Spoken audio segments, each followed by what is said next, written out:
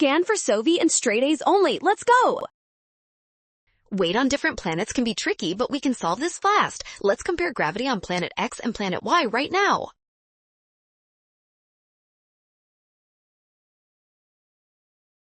Start with the gravity formula where weight equals mass times gravity. On planet X, the weight is 900 newtons. We need to see how mass and radius change everything. Planet Y has double the mass but 1.5 times the radius. Squaring that radius gives us 2.25 in the denominator. This ratio changes the total weight. Multiply 900 by 2 and divide by 2.25. This calculation gives exactly 800 newtons for the final answer.